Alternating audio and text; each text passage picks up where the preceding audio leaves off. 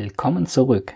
Heute vergleichen wir die beiden High-End-Smartphones Note 20 Ultra und iPhone 12 Pro Max. Und am Ende des Videos verrate ich euch, für welches Gerät ich mich entscheide. Also, welches ich behalte und welches verkauft wird. Bleibt also unbedingt dran. Das iPhone in Gold und das Note in Bronze. Hier sehen wir die beiden schönsten Farben, wie ich finde. Gold versus Bronze. Beim iPhone sehen wir direkt Fingerabdrücke am Hochglanzrahmen. Ich habe es bewusst nicht gesäubert, darauf könnt ihr euch bei Benutzung ohne Case einstellen. Beides sind wirklich Top-Geräte aus 2020 und es gibt meiner Meinung nach keine besseren bis dato. Das S21 Ultra ist ja noch nicht im Handel. Beginnen wir mit dem Gehäuse und der Fertigungsqualität. Beide sind absolut hochwertig und es gibt nichts zu beanstanden. Naja, fast nichts, denn beim Note wackelt die Ein-Ausschalttaste. Beim iPhone ist alles fest. Das Note hat schöne abgerundete Seiten. Dafür sind die 4 Ecken kantig und scharf. Beim iPhone hingegen sind die Ecken abgerundet und die Seiten kantig. Das spürt man auch.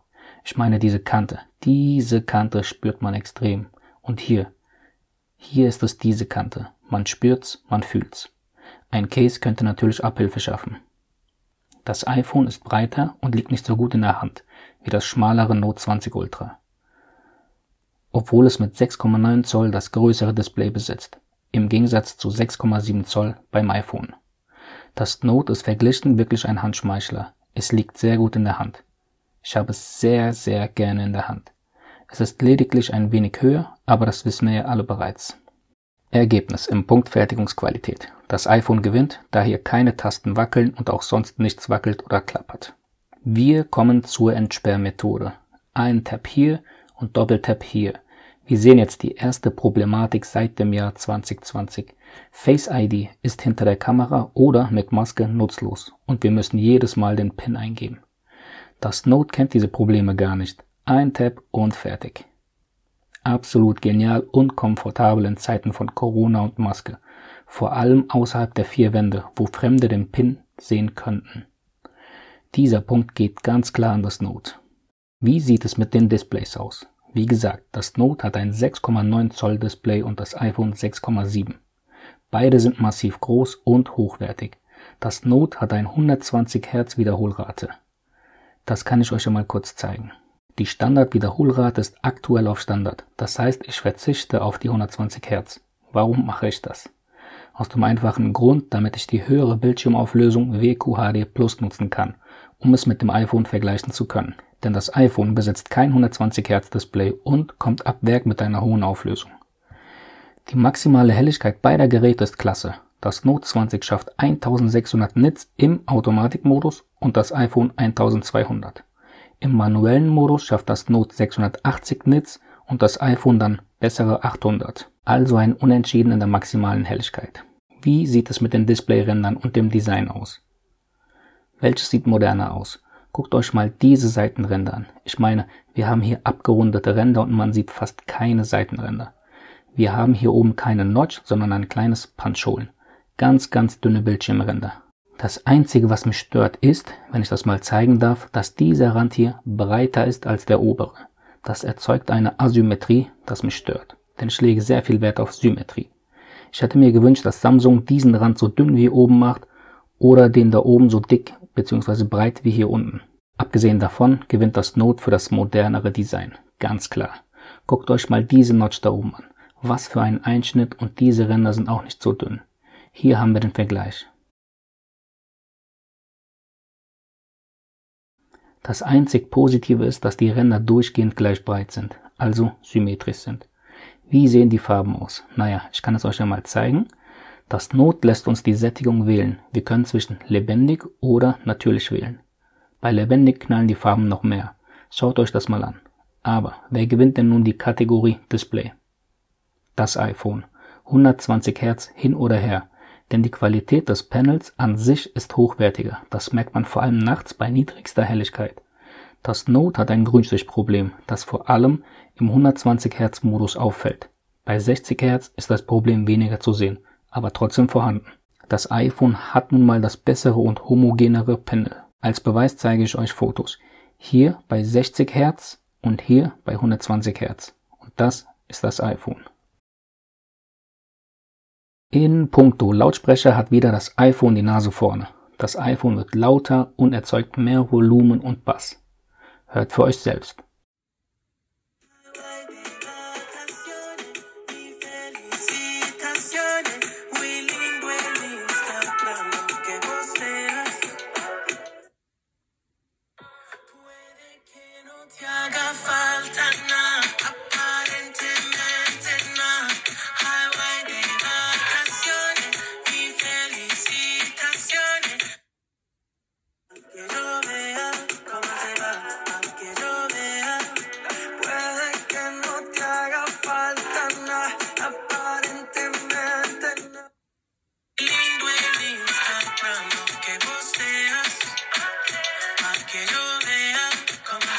Ich hoffe, es kam rüber. Das iPhone ist ein bisschen lauter und hat ein bisschen mehr Bums.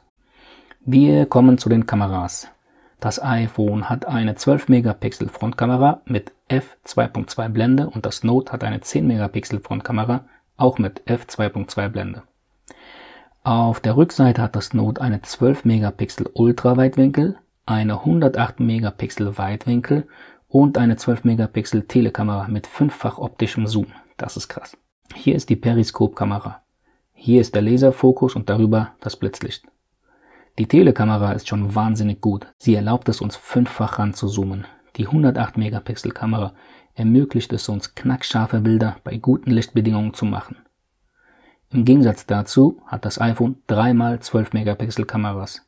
Also nichts Spektakuläres. Allerdings ist die Neuerung, dass der Hauptsensor an sich stabilisiert ist und nicht das Objektiv. Dadurch bleibt das Bild bei Verwacklung sehr, sehr ruhig. Zudem ist der Sensor nun größer, sodass die Lowlight-Qualität bei Bildern und Videos um einiges besser ist. Dabei hilft auch der neue LiDAR-Scanner, vor allem bei Porträts und im Nachtmodus. Jetzt gucken wir uns ein paar Beispiele an, sodass ihr euch ein eigenes Bild machen könnt. Bilder bei Tag ist ein Unentschieden. Bilder bei Nacht, da gewinnt das iPhone. Videos generell, da gewinnt das iPhone. Wegen besserer Stabilität, besserer Dynamik und mehr Details.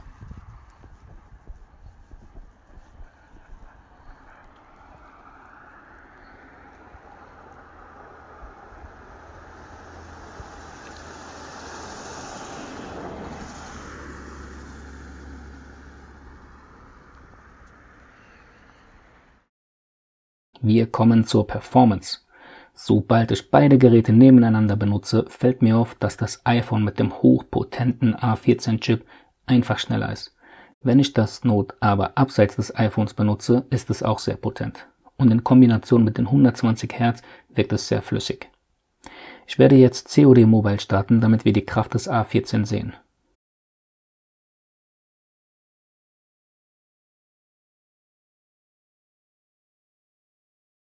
Fertig. Es ist einfach krank schnell. Das Note lädt immer noch. Mehr muss ich dazu nicht sagen, glaube ich. Abgesehen davon wird das Note auch schneller warm auf der Rückseite. Der Punkt geht also ganz klar an das iPhone. Wir kommen zur Akkulaufzeit. Auch in diesem Punkt spielt der A14 mit seiner 5 Nanometer Bauweise eine Rolle. Der Exynos 990 ist ein 7 Nanometer Chip und dementsprechend nicht so energieeffizient. Die Akkulaufzeit beim iPhone ist deutlich besser, vor allem der Standby-Verbrauch ist besser. Im Gegenzug geht das Aufladen beim Note 20 schneller, sprich es braucht weniger Zeit, um wieder so voll zu werden, dass ich mit der Ladung rausgehen würde. Von daher sehe ich hier ein Unentschieden. Das iPhone hält seine Energie länger und besser, dafür dauert es beim Laden länger. Das Note verliert seine Energie schneller, aber holt sie auch schneller wieder rein. Wir kommen zum nächsten ganz wichtigen Punkt und das ist die Ausnutzung des großen Displays. Hier gewinnt das Note eindeutig.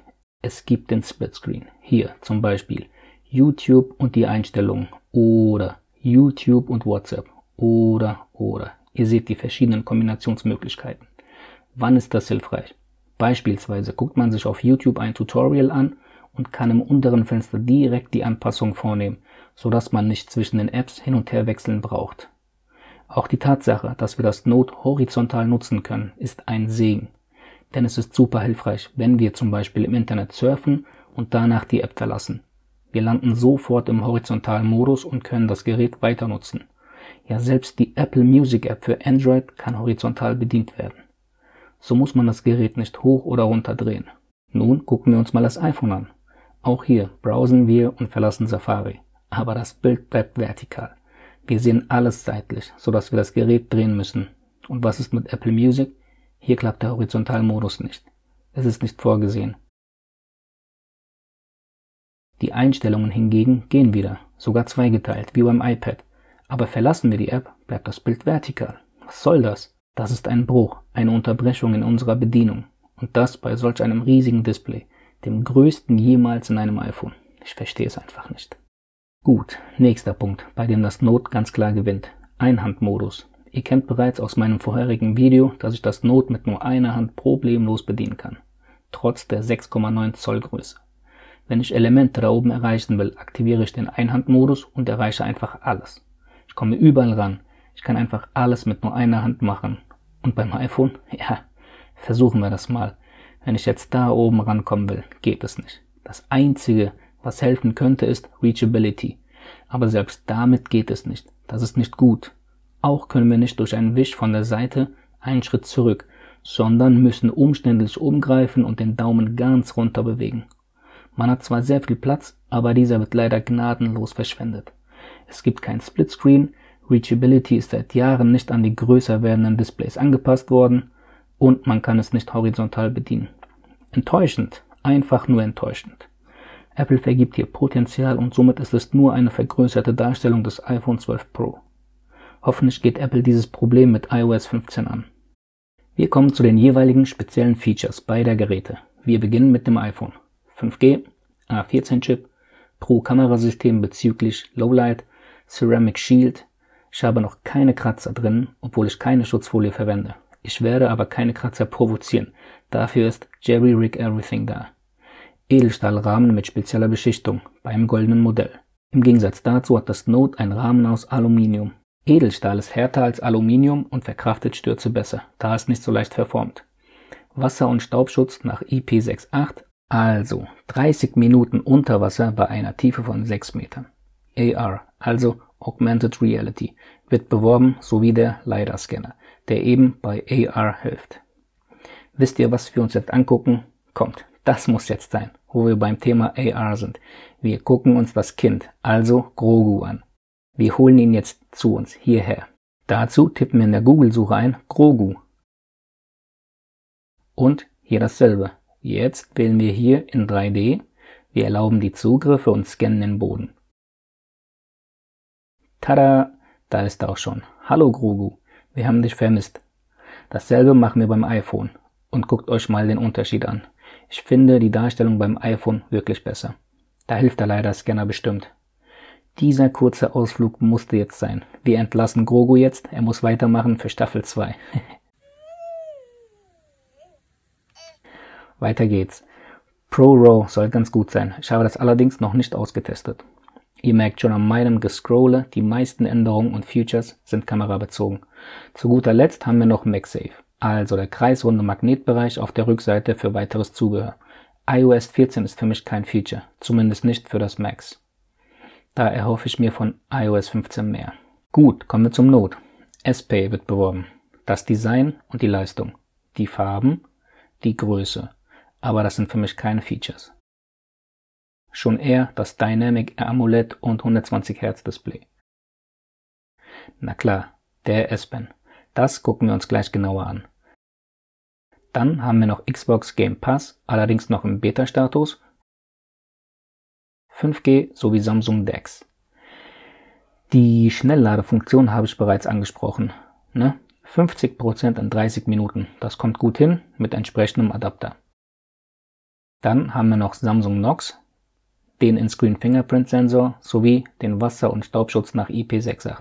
Aber hier sind es lediglich 30 Minuten bei einer Wassertiefe von 1,5 Meter. Das iPhone hält also länger unter Wasser durch. Das war es auch schon. Nun zum S-Pen und seinen Funktionen. Die erste Funktion erscheint in dem Moment, in dem wir das bei gesperrtem Display rausholen. Dabei bleibt das Display dunkel und wir können stromsparend Notizen erstellen. Das ist vor allem dann hilfreich, wenn man sich nachts schlafen legt und auf gute Ideen kommt. Zumindest ist es bei mir immer so, dass ich die besten Ideen vor dem Einschlafen kriege und sie schnell und augenschonend aufschreiben kann. Als nächstes kann man malen, um Wartezeiten beispielsweise beim Arzt, Bahnhof oder Flughafen schöner zu gestalten. Wir wählen uns ein Motiv aus. Das hier ist doch passend. Ich wünsche euch allen ein frohes, gesundes neues Jahr 2021. Mal sehen, ob wir dieses Jahr 2021 Abos schaffen. So einfach ist es. Ihr sagt, das ist eine Spielerei, okay. Aber der S-Pen kann auch produktiv sein. Er unterstützt zum Beispiel beim Übersetzen. Wir öffnen eine Seite, gehen in das S-Pen-Menü und wählen Übersetzen. Jetzt braucht man den Stift nur über dem Wort halten und er macht den Rest. Will man den ganzen Text übersetzen, stellt man hier oben um und es sollte klappen. Genau, so einfach geht es. Wir haben sehr viele Sprachen zur Auswahl. Des Weiteren können wir in unseren Kalender schreiben. Hier, beispielsweise der 9.1. schreiben wir abgekürzt YouTube rein und speichern das Ganze ab. Natürlich kann man es wieder rückgängig machen. Hier wählen wir den Radierer und löschen es. Und weg. Es gibt einige Anwendungen, aber ich will euch noch eine schöne zeigen, womit man zum Beispiel seiner Liebsten eine Freude machen kann. AR-Zeichnung. Erst muss man seine Umgebung scannen, danach kann man seiner Kreativität freien Lauf lassen. Und das könnte ich nun verschicken. Der S-Pen kann auch als Fernbedienung genutzt werden. Man kann aus der Ferne ein Foto schießen, Video drehen oder zur Frontkamera wechseln. Das geht, indem man den Knopf gedrückt hält und AR-Gesten macht. Hier wischen wir nach rechts. Ha, fast hättet ihr mich gesehen. Vielleicht beim nächsten Mal. Wir können auch genauso Musik steuern. Play, Pause und auch die Lautstärke durch Gesten nach unten regeln.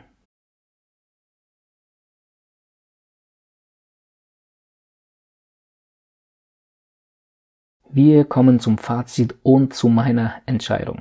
Die Farbe sagt eigentlich schon alles aus.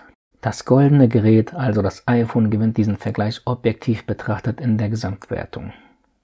Die Kameras sind besser, das Displaypanel ist hochwertiger, die Bauteile, Display, Glas und Rahmen sind stabiler. Das Note hat das Grünstichproblem. Hell werden beide Displays allemal. Wie gesagt, Kameras besser beim iPhone, Lautsprecher besser beim iPhone, Batterieausdauer besser beim iPhone. Die Einhandbedienung sowie die Ausnutzung des großen Displays gewinnt das Note. Für welches Gerät entscheide ich mich denn nun?